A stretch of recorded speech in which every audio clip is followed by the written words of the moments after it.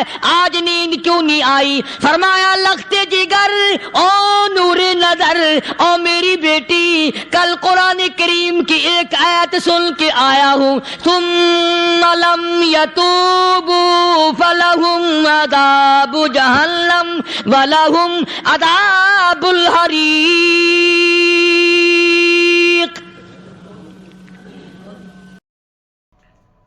السلام علیکم ورحمۃ اللہ وبرکاتہ۔ آج پھر ہم حاضر ہوئے ہیں قاری حنیف ملتانی صاحب کا یہ بیان لے کر۔ بہت ہی دلچسپ بیان ہے، آپ اس بیان کو پورا سنیے اور اللہ تبارک و تعالی سننے کے ساتھ ساتھ عمل کی توفیق عطا فرمائے۔ ستارے زمین پہ دھڑام دھڑام کر کے گریں گے، وَإِذَا الْأَرْضُ مُدَّتْ، زمین بوریے کی طرح سے لپیٹ دی جائے گی، وَإِذَا الْجِبَالُ سُيِّرَتْ، یہ بڑے بڑے پہاڑ ہوا میں کپاس کی طرح اڑتے پھریں گے۔ تمام کے تمام علامات قرآن کریم بتا رہا ہے، اور آج مسلمان ہے، میں خود ہوں، آپ ہیں، میں قسم کھاتا ہوں کہ ہمیں خدا کے کلام پہ یقین کوئی نہیں۔ اگر یقین ہو پھر یہ غفلت۔ صحابی مدنی کریم صلی اللہ تعالی علیہ وسلم کا ساری رات کروٹیں بدلتا ہے، صبح ہوئی بیٹی نے پوچھ لیا، ابا جان میں ساری رات دیکھتی رہی آپ کو نیند نہیں آئی، کیا کوئی تکلیف ہے؟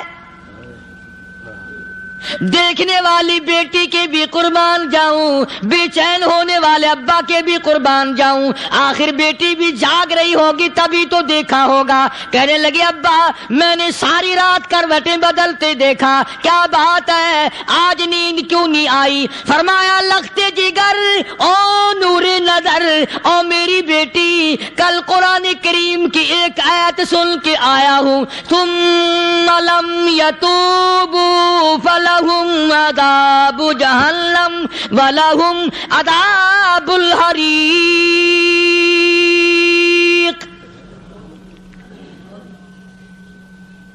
او میری بیٹی، جس نے قرآن کریم کے ذریعے جہنم کی خبر سن لی ہو، جہنم کے انگاروں کی خبر سنی ہو، جس نے جہنم کی تباہ کاریاں سن لی ہو، او میری بیٹی نیند کیسے آئے؟ کیسے نیند آئے؟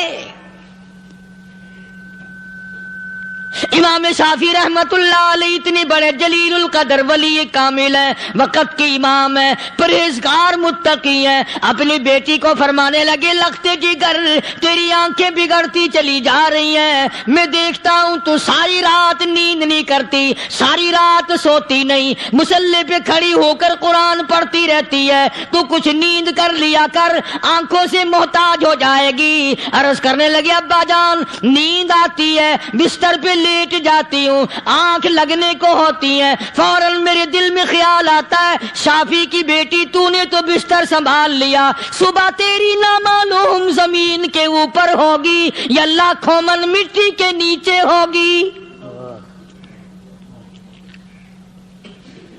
پھر میری نیند اکھڑ جاتی ہے، پھر کھڑی ہو کر خدا کا قرآن پڑھتی ہوں۔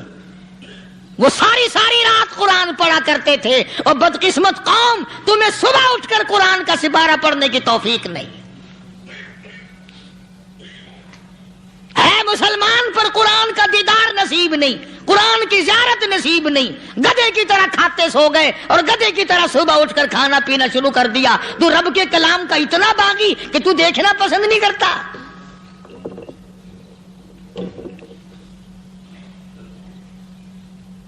اور دنیا کی چیز اگر گھر میں نہ ہو، ٹھنڈے ٹھنڈے سانس مارتے ہیں عورتیں بھی، ہاں جی اپنی زمین کوئی نہیں نا، اپنی ہاں جی مکان اچھا اپنے پاس کوئی نہیں، فلاں چیز اپنے پاس کوئی نہیں۔ کبھی کسی نے ٹھنڈا سانس مارا کہ ہم 10 آدمی ہیں گھر کے، ایک آدمی بھی قرآن پڑھنے والا نہیں، ہم سارے کے سارے پتہ نہیں کیسے اکٹھے ہو رہے ہیں۔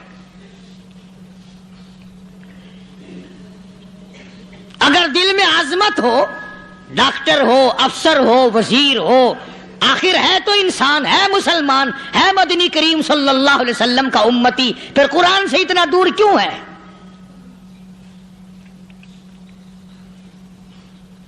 تو اللہ پاک جل شانہ نے فرمایا میرے بندے ہر حال میں ڈر، ہاں تیری ساری چلاکیوں کو میں جانتا ہوں، تیری ساری ہوشیاریوں کو میں اچھی طرح جانتا ہوں۔ فرمایا وہ دن دور نہیں، آیا وقت قیامت کا، آیا، کوئی کسی کے کام نہیں آئے گا۔ فرمایا ان وعد اللہ حق فلا تغرنکم الحیات الدنیا، دنیا نے پھنسا لیا، چہل پہل میں پھنس گئے، اس کے رنگ روغن میں لگ گئے، اس کی زیب و زینت میں لگ گئے، رات اسی کی سوچ ہے، دن میں اسی کا فکر ہے، اور مرنے کا کسی کو بھی فکر نہیں۔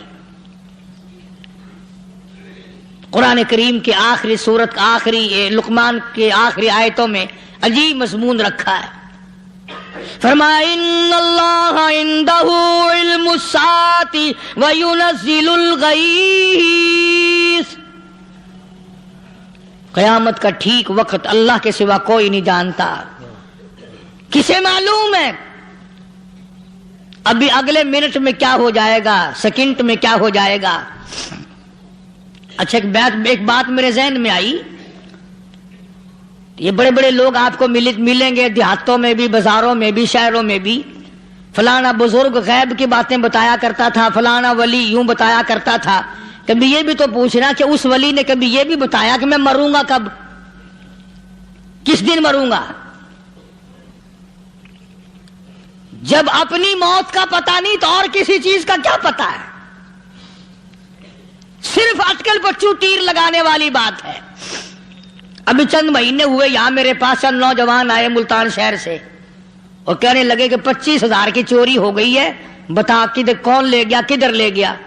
میرے پاس آئے یہاں، میں نے کہا بتا دوں گا پر آدھے لوں گا۔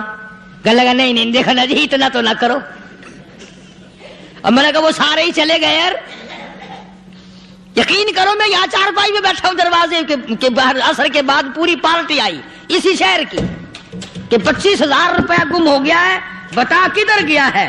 سب لوگ کہتے ہیں قاری حنیف بتاتا ہے، سنو قاری حنیف بتاتا ہے، ٹیلا کرا دوں گا میں۔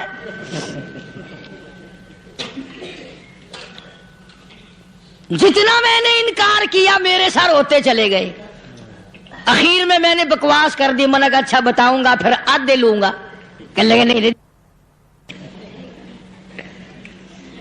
تماشا دیکھا، یعنی اندازہ لگاؤ کہ ہم شہر سے سن کر آئے ہیں کہ قاری حنیف چوریاں بتاتا ہے۔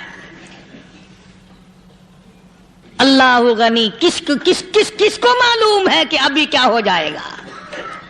اللہ پاک نے کسی کو نہیں بتایا۔ فرمایا ان اللہ عندہ علم الساعۃ وینزل الغیث،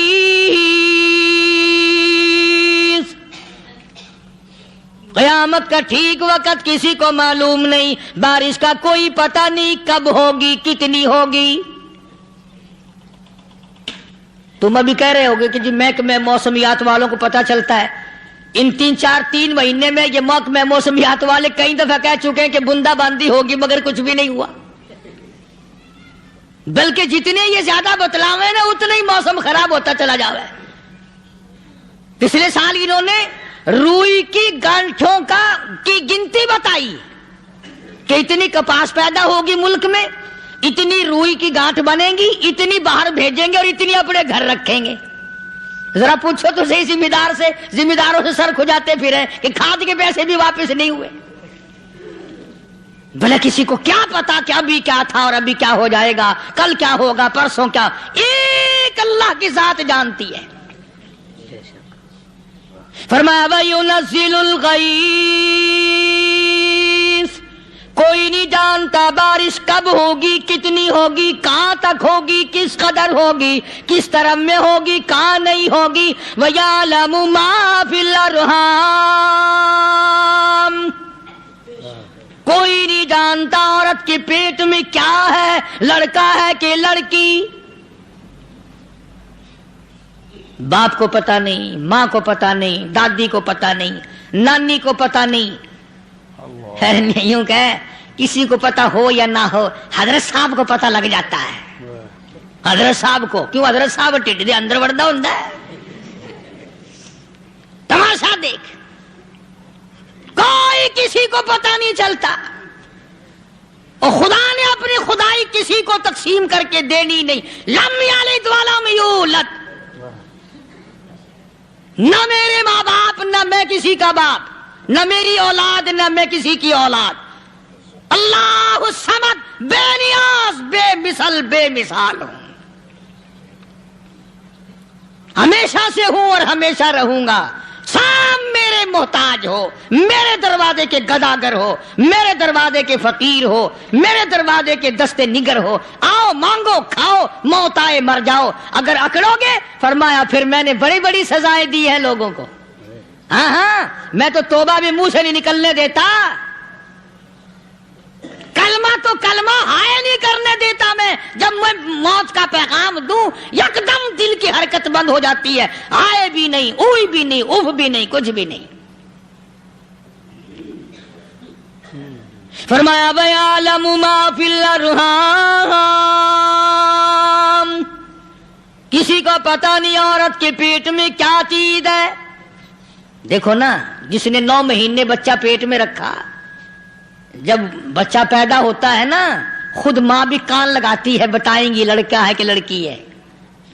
بےتابی سے انتظار کرتی ہے، بڑی بے قراری سے انتظار کرتی ہے عورت کہ یہ دائی بول لے، کوئی اور پاس والی بول لے، کوئی اور چھوٹی بڑی گھر کی عورت بول کے بتائے کہ لڑکا ہے کہ لڑکی ہے. اور جس نے 9 مہینے پیٹ میں رکھا، جب اس کو پتا نہیں تو پرلی طرف بیٹھے ہوئے حضرت صاحب کو پتا کیسے چل گیا. وَيَعْلَمُ مَا فِي الْأَرْحَامِ، زیادہ سے زیادہ تمہیں یہ کہیں گے جی فلاں بزرگ نے دعا کی تھی، اللہ میاں لڑکا دے گا، لڑکا ہو گیا. ٹھیک ہے، دعا تو بھی مانگ، بزرگ بھی مانگے، پیر بھی مانگے، فقیر بھی مانگے، عالم بھی مانگے، ماں بھی مانگے، باپ بھی مانگے، خاندان سارے مانگو. بات یہ ہے مانگو تو سارے، پر یوں کہو دینے والا وہ ایک ہے بس.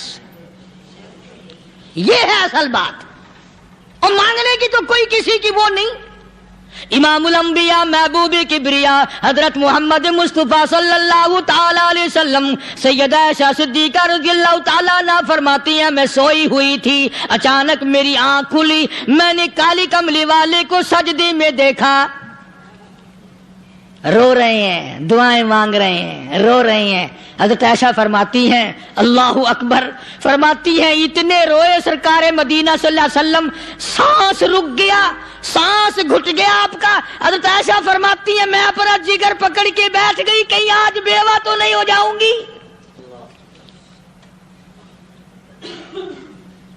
نبی نے اتنا مانگا، اتنا مانگا، اتنا مانگا، اس کائنات میں مانگنے والا کوئی آیا ہی نہیں. ہر آن مانگا، ہر لمحہ مانگا، ہر گھڑی مانگا، اور اتنا مانگا. میری بات لکھ کے لے جاؤ انشاءاللہ، کچی پکی بات نہیں.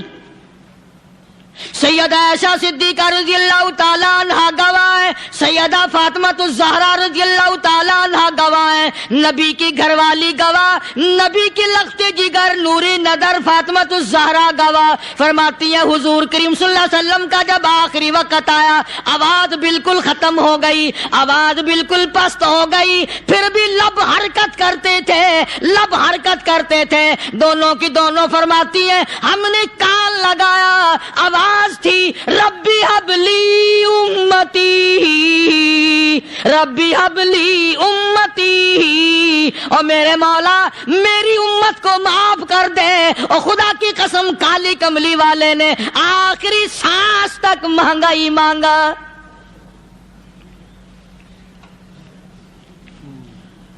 چاہے تیرے لیے مانگا، امت کے لیے مانگا، مگر ہر وقت مانگا.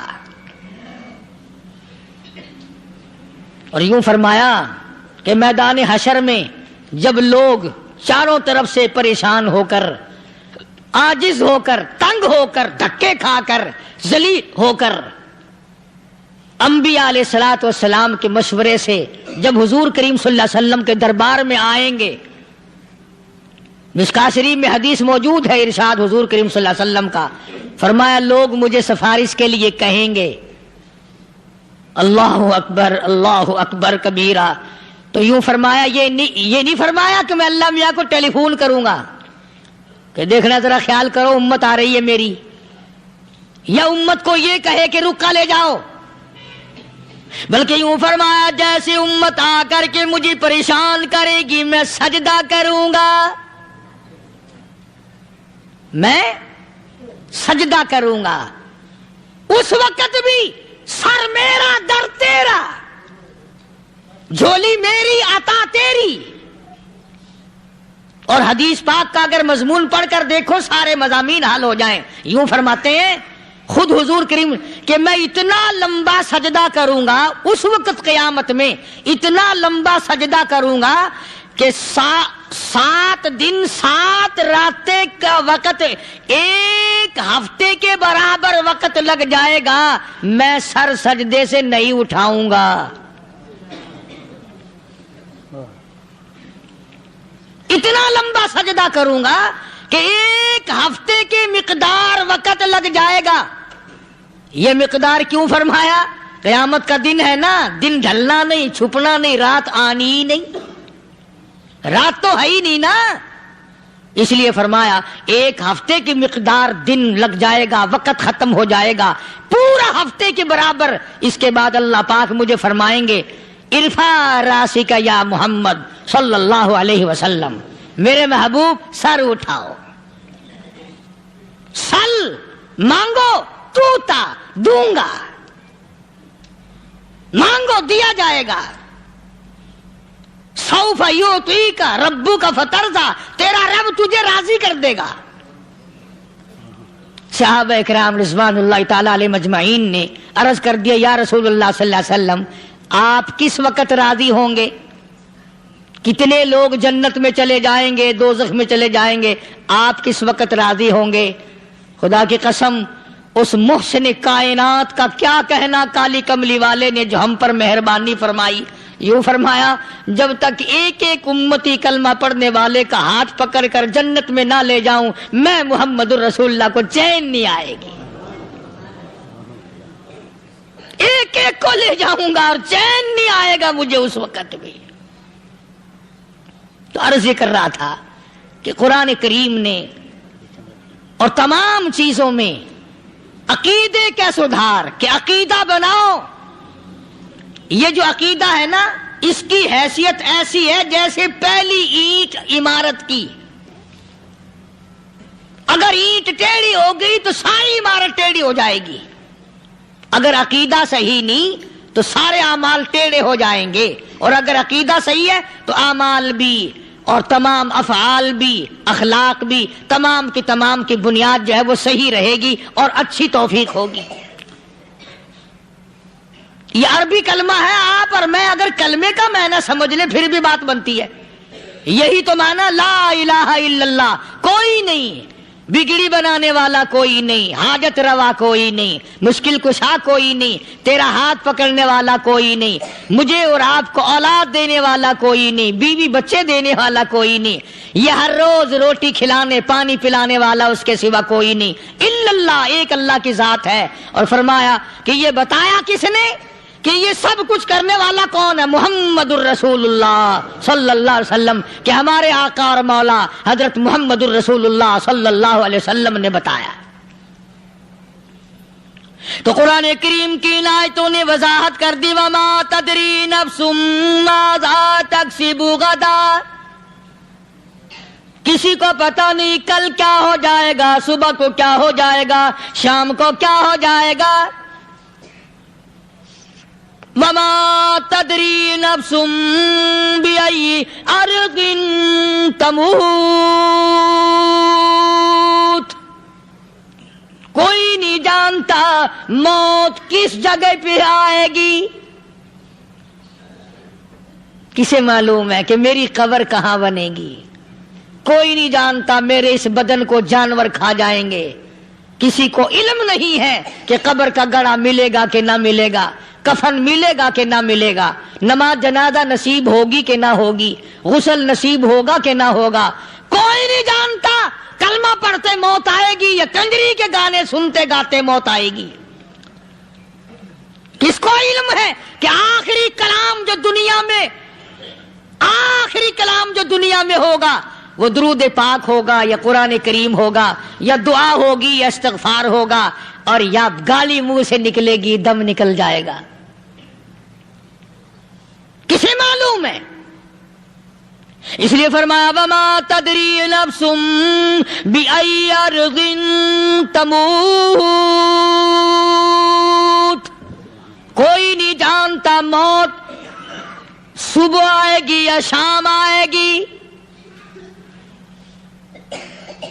بیوی بچوں کے سامنے آئے گی یا اسپتال میں، کوئی پاس ہوگا بھی یا کہ نہیں جس وقت موت آئے گی کسے معلوم؟ سجدے میں آئے گی یا کنجری کی گود میں آئے گی کیا پتا، فلم میں آئے گی یا مسجد میں آئے گی۔ پچھلے دنوں ایک جگہ ایک آدمی نے صبح کی اذان دی، بڑی اچھی اذان دیا کرتا تھا، اللہ کا نام بلند کیا، زمین پہ بیٹھا اور ختم، فجر کی اذان دی۔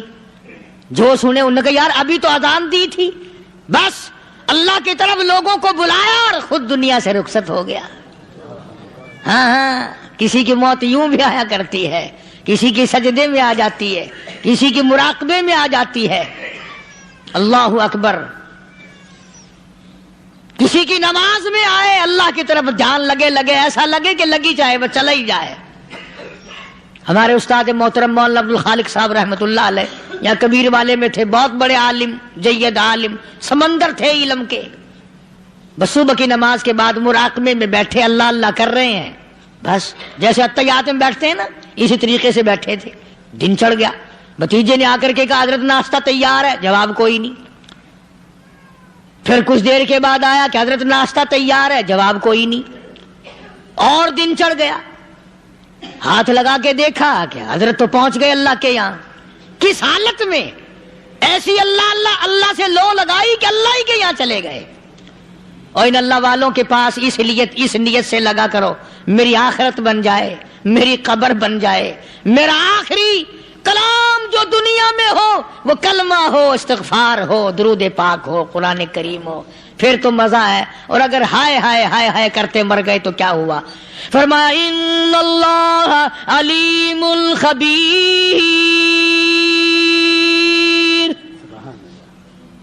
میں خدا کی ذات تمام چیزوں سے واقف ہوں، مجھے تو پتا ہے نا، تیرے ایک ایک سانس کا پتا ہے، تیری رگ کے ایک ایک خون کے قطرے کا مجھے پتا ہے۔ اسی لیے کہا کرتا ہوں کہ عادت ڈال لو درود شریف پڑھتے ہوئے چلنے پھرنے کی، کلمہ کلام پڑھتے ہوئے چلنے پھرنے کی، استغفار کرتے ہوئے چلنے پھرنے کی۔ پہلے زمانے میں جب ٹھوکر لگتی تھی تو لوگ سبحان اللہ کہتے تھے، اللہ اکبر، استغفر اللہ۔ اب گالی منہ سے نکلتی ہے، اب گالی منہ سے نکل رہی، گالیاں بکتے ہوئے لوگ مر رہے ہیں۔ حضرت معاذ بن جبل رضی اللہ تعالیٰ عنہ مدینہ پاک میں بیمار ہے، آخری وقت ہے۔ صحابہ کی ایسی ایسی موت آیا کرتی تھی، چاروں طرف جتنے گھر والے بیٹھے ہیں، اماں بھی، بیٹی بھی، گھر والی بھی، بہن بھی، بھائی بند بھی، قبیلہ بھی، خاندان بھی، مدینہ شہر ہے، کالی کملی والے کا شہر ہے، حضرت معاذ بن جبل کا آخری وقت ہے، چاروں طرف بیٹھنے والے بھی تلاوت کر رہے ہیں قرآن کریم کی، خود معاذ بن جبل بھی تلاوت فرما رہے ہیں۔ اچانک حضرت معاذ رضی اللہ تعالیٰ عنہ رونے لگے،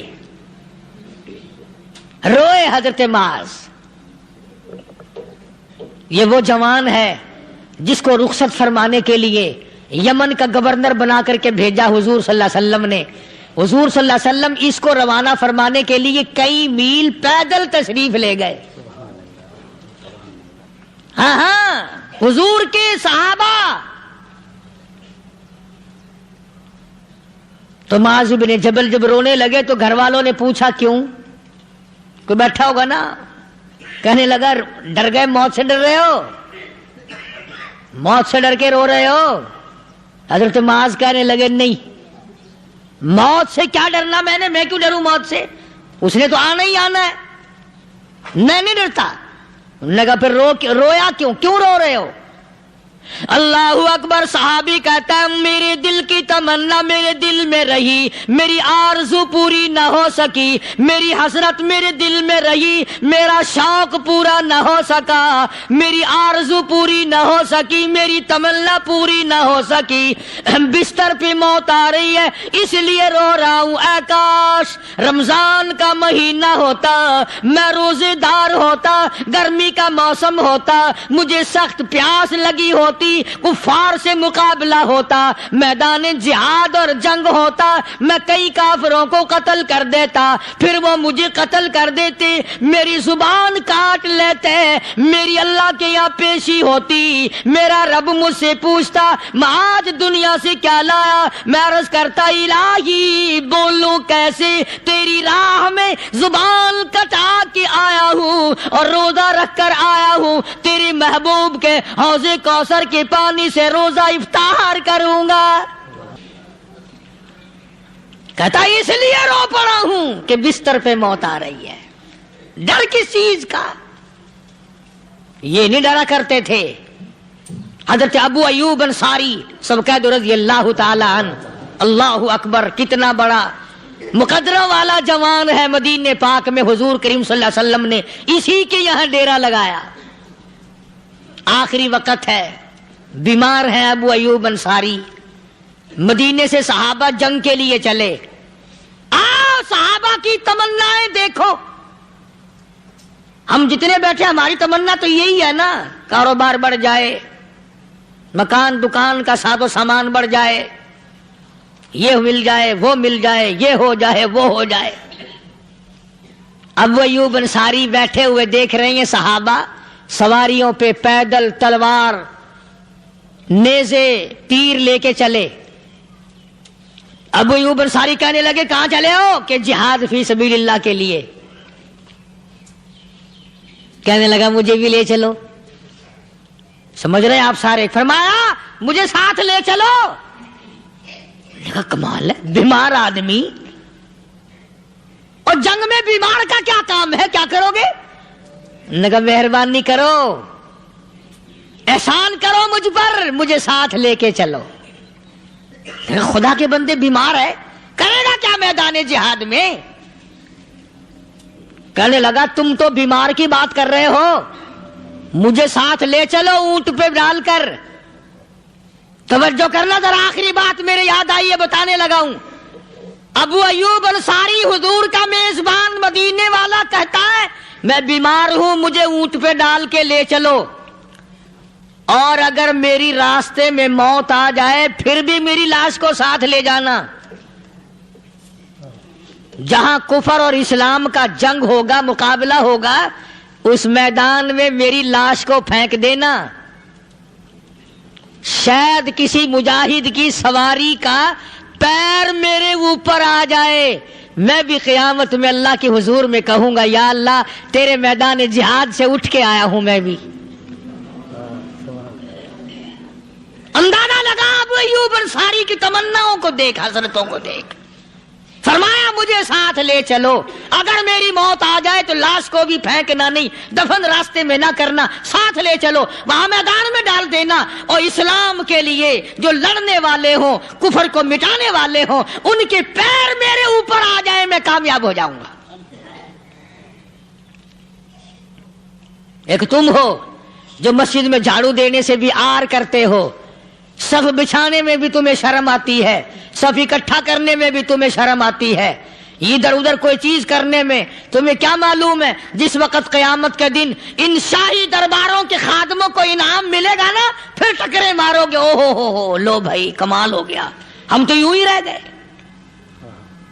تو آج توفیق نہیں رہی. اللہ سے مانگ, سوتے بھی مانگ, جاگتے بھی مانگ, ہر وقت مانگ, وہی تیری میری جھولی بھرے گا. اسی کی عطا اور بندہ نوازی سے ہم سب کا کام چلے گا. فرمایا ان اللہ علیم خبیر. میں تمہاری ضروریات کو بھی جانتا ہوں، ہر چیز کا مجھے پتا ہے۔ اللہ مجھے اور آپ کو عمل کی توفیق عطا فرمائے۔ اللہ پاک اپنے فضل و کرم سے ہم سب کو اپنے بندے بنا لے، عقائد اور اعمال کی درستی فرما دے، مرتے وقت ایمان کی دولت عطا فرمائے۔ وآخر دعوانا الحمدللہ رب